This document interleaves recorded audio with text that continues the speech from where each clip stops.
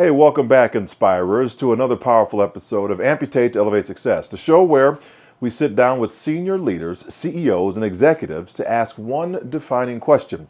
What did you have to amputate in order to elevate to your success?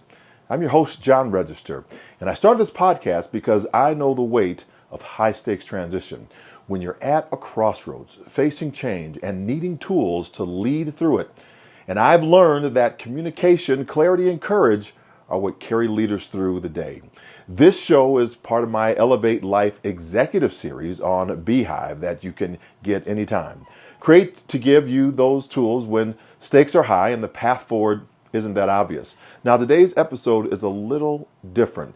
This is our mid-year check-in special, and I went back through the first half of the year and I looked at each guest's answer to that question, what did you have to amputate in order to elevate? And I spliced them all together just for you. So you're about to hear leaders stripped down to the core. No fluff, just real, raw decisions that they had to make, beliefs, behaviors, or boundaries that they had to cut off in order for themselves to rise. So if you're in a transition right now, this episode's for you. And hey, if something is here that's resonating with you right now, please take a moment to like, to follow, to share.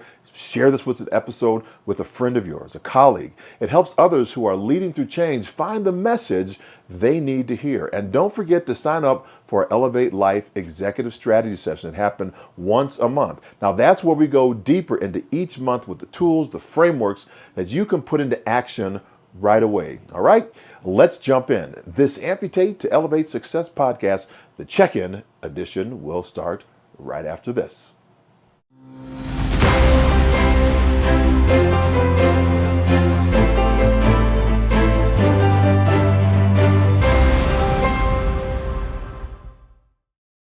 What is one entity, one thing that you had to amputate in order to amplify your success?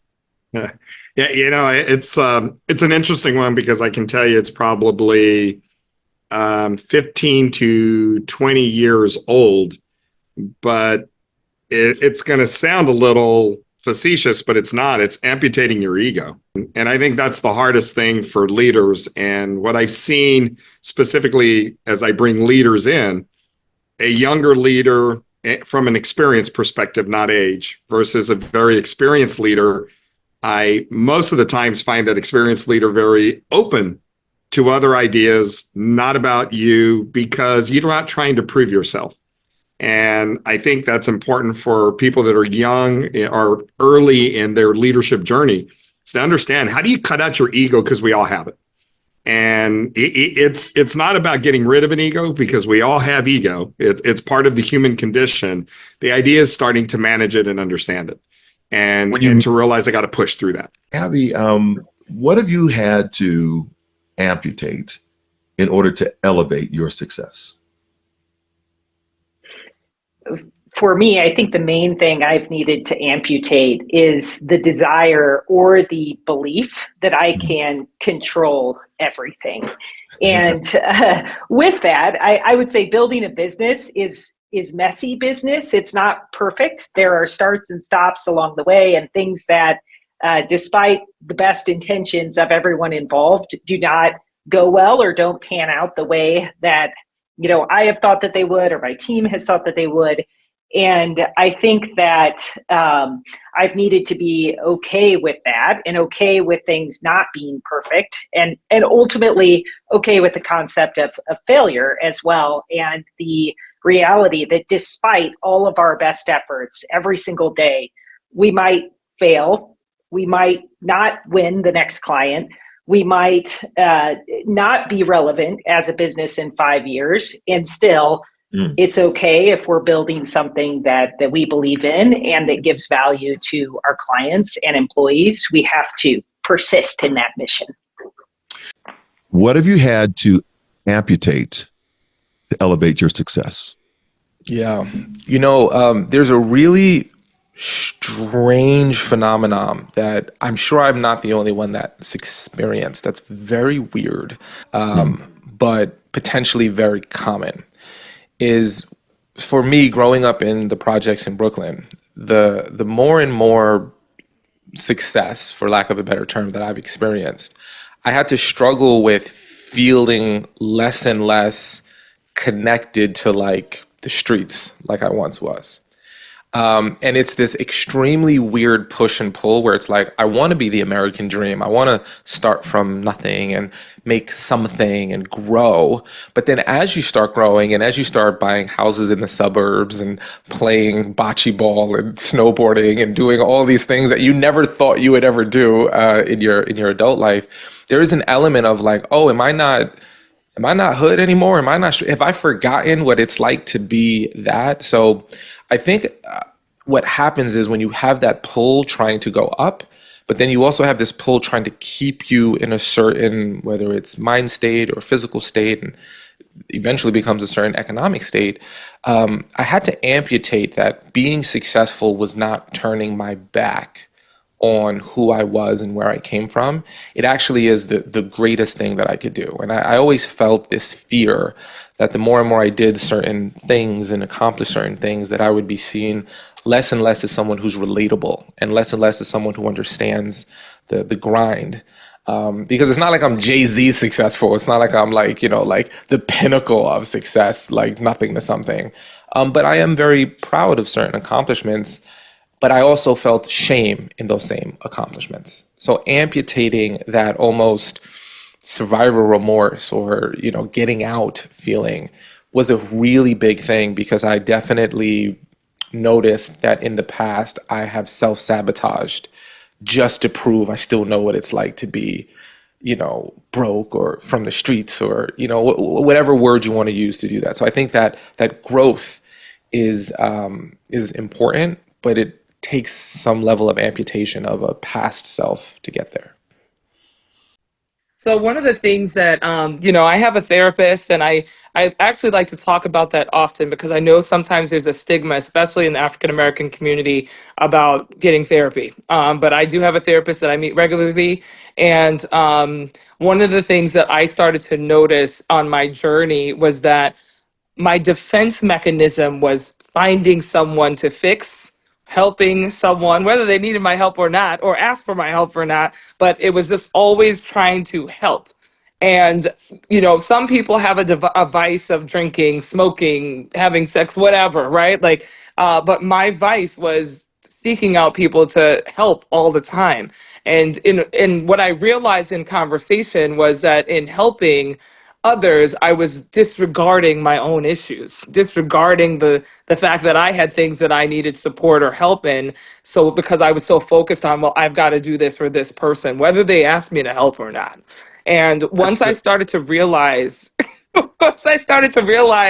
that I created this defense mechanism of helping, it started to allow me to visualize, like, I now understand why people say you can't pour from an empty cup. And you have to pause in order to allow someone to help you. You have to pause and allow yourself to ask for the help that you need. And you have to pause to allow yourself to even realize, right, like that you're in a position of lack when you need support, and not just try to find a defense mechanism to ignore that part of you. So the first question I always ask every guest is, what did you have to amputate in order to elevate to your success? It's a very good question. So the things that I had to let go, I think it's the fact that a lot of people who may not share your vision or think that it's possible will be the first to tell you that it's impossible to do, or you can't do it, or reasons why you can't do it. And they'll come from a very logical place, but they don't, at the age of 7, I was the type of kid that I wanted to be an astronaut, regardless of what people said. And so when you speak to me in those terms, like, well, this is going to be really hard to do, and you need to do this and that, have you thought about this? Yes, and maybe sometimes my answer would be no. However, I'm still going to proceed with what I'm going to do, because I know in my heart of hearts that it will benefit other people, benefit myself. And yes, so in my life, especially recently, especially as an adult, post retirement out of the military, I've had to amputate a lot of people out of my life who are naysayers and people who cannot think past their own boundaries and try to limit me. Thank you for joining us. Thanks, John. It's great to be here. I really appreciate the invitation. Absolutely. So, first question out the gate, what did you have to amputate in order to elevate your success in life when you left corporate law and co-founded Speaker Spotlight? Yeah, it's such an interesting question. And, it's so I was going down this track of law. I did my undergrad. I went to law school. I got good marks. I got into a top firm. Parents were happy. A lot of, got them off my back for a while, and everything seemed to be going in the right direction, except for one thing, which is I was miserable. I hated my job. I didn't tell anyone that. I showed up to work every day with a smile on my face. I worked 14, 16-hour days regularly, never complained. But inside, it was just, it was killing me. I was not happy. And I knew I had to make a change. It wasn't easy. I'll be honest. I didn't really talk to anyone about it other than Farah. She knew exactly where I was, but I didn't tell any of my friends or my family. But the trajectory to me leaving, actually, I didn't know exactly when I was going to quit, but I knew I was going to have to. And I remember one day waking up to go to work. It was a hot July morning, and I took the subway down to the office, and I worked through the morning. I went for lunch, and then I just had this feeling like I just wanted to go home and go to sleep and just take the afternoon off as a sick day. But I didn't. I went back to the office and I finished up the day. The next day, I got to the office. I didn't even want to start work. I wanted to turn around and go home. And the next day, I didn't want to leave the house. I remember walking out the door to the subway and thinking, I just want to turn around and go home and call in sick. And the next day, I didn't even want to get out of bed. And I don't think I was clinically depressed or anything like that. I just hated my job, to be honest. And so that day, I went to the office. I went to the managing partner in my firm's office. He was a busy guy, obviously. I knocked on his door and I asked him if he had a couple minutes. And he said, yeah, is everything okay? I said, everything's fine. I just need to talk to you for a couple minutes. And I told him I was going to leave the firm and leave the practice of law altogether. Told me I was making the biggest mistake of my life. Told me he couldn't let me do it.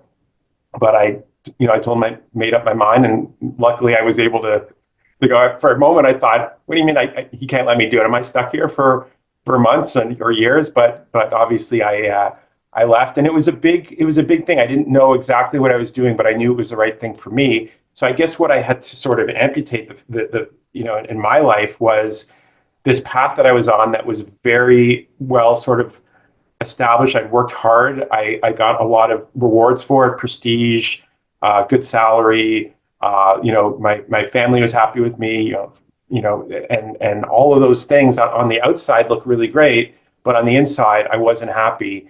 And so I had to walk away from the security of a job, of a paycheck, and all the sort of accoutrements that go along with that. And so Farah and I, we both actually quit our jobs at the same time. She was working in marketing and PR. And so we went from 2 incomes to 0, basically overnight.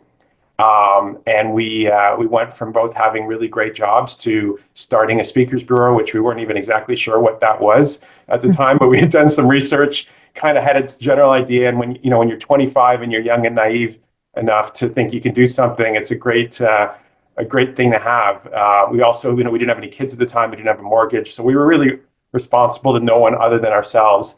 And, but it was really turning our back on that well-established, secure life. It meant that we had to stop going out for dinner with friends. We couldn't go on vacations. All the things that we did, because we had jobs and we had salaries and we had paychecks, we had to just sort of put that aside, kind of go back to living like students. But it was exciting. We were happy. We had no problem doing that. We were taking control of our destiny, of our lives and our futures. And we were doing something together, and that's something that felt like we were making a difference. So that's kind of a long answer, but that was sort of what happened just about 30 years ago when we kind of took this sort of entrepreneurial leap of faith. John, welcome to Amputate to Elevate Success. John, thank you so much. I've been a huge fan for a long time, as you know, and the honor that we had to be inducted into the Hall of Fame as brothers together is really, it was one of the greatest moments in a career, and to get to share it with you made it even better. Wow, such a special night. We might get into that, but first, I want to chat with you about. First question we always ask every guest is, John, what did you have to amputate in order to elevate to your success? I love that question. I love the way you ask it of your guests. I love some of their answers. I will tell you, when I thought about how I would answer it, I think the thing I had to learn to lose was a little bit of ego. I had I was pretty convinced that the world was better because I was in it for quite some time, and I had to be knocked down a few times to recognize that I wasn't some of the things I had grown to believe about myself. And I will tell you that without question, the shift in the mindset that occurs when you begin to start thinking a little less of yourself is was one of those things that probably propelled success more rapidly for me than anything I could have ever imagined, because I conducted myself differently in the presence of other people. I appreciated things that maybe previously I had thought were my birthright, right? And as all of that ego shift really began to take hold for me a good 20 years ago, it completely shifted the way things started turning out for me. So I don't know that that's as good an answer as some of your previous guests have given, but for me, I really thought it was I had to amputate a little ego. You've had so much success, but what have you had to amputate in order to elevate to that success? Oh, you have made me think about that. I've been marinating, simmering on it for a while now. And the word that came to mind for me was overwhelm. Had to amputate overwhelm. And I've had experience with it, growing teams in the past, but now more than ever, it's come up again.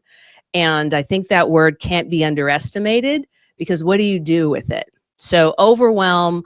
Mind if I tell a story about how I see overwhelm? Absolutely. Love it.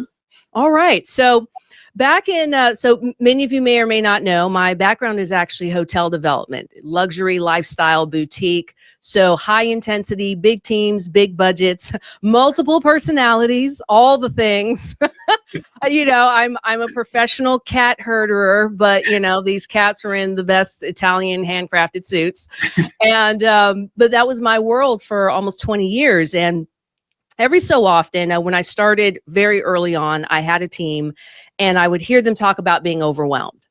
And usually, and when you're not, and it was my first time being a manager. And so I just thought it was like, well, okay, let's have a conversation. Let's talk about this, right? So trying to approach it from look, the volume of work that happens when you're building a hotel, it doesn't stop. Like the fire hose is turned on and it's not being turned off. There's no way to stop it. So what needs to actually happen? And what I found over time is it wasn't enough to just talk to people to say, okay, let's, have our powwow moment. What I realized is overwhelm is not really about the workload. It's not about the volume of work that's coming at you. It was actually an issue of no clarity about what's the destination? Where are we heading with all of this? And there was also no milestones to be able to say we made it to the next milestone as we move to this destination. And the destination when it comes to hotels is very simple. You open. You get to opening date. So no one's confused about what the destination is. So we know we had to open, but how do you get to open? Well, there are hundreds of thousands of microtransactions that happen in order to get to open, for everything from construction to purchasing to design to architecture to everything you got to do, sign off with the city. So many micro things that had to be done. And what I found that my team, for what we did with branding and strategy and procurement, is I had to show them, because I was the leader, I knew that there were milestones along the way that also included rest periods. I knew that there were 12 weeks of intense purchasing, branding, designing. But once the PO was released, once the money was paid, guess what? It gets quiet because everything's in production now. So you get a rest period. And that gave my team a sense of let's sprint to the next milestone, because once again, the workload's not shifting. The volume of work that's coming at you is actually going to increase. But when you understand there's milestones along the way, and when you celebrate those milestones along the way and show them that, guess what, when we get to opening and the client loves what we have done, we're going to do this again because they're going to award us 5 more hotel projects. 5 more projects. Like, well, what's the good part? I said, you haven't been to an opening party yet. When you get to an opening party and you have your caviar tacos with truffle oil all over it, you will understand, yes, this was worth it. And there it is, friends, your mid-year check-in pulse with leaders who've walked through the fire, faced the mirror, and then made the cut. Each story today reminds us that success doesn't come from adding more. It often comes from subtracting the very thing holding us back. What did they amputate? Fear, approval, addiction, old mindsets, playing small. And in doing so, they elevated their clarity, their confidence, and their impact. So here's your invitation. What do you need to amputate in order to elevate? Sit with that. Take action on it. And to all my incredible guests, thank you for coming on and going deeper with all of us. And to you listening, thank you for showing up. If this episode sparks something in you, share it with your network, like it, follow the show, and let's keep elevating together. Don't forget, join our Elevate Life Executive Strategy Sessions, which happen once a month, and we want to make sure that you are engaged with that.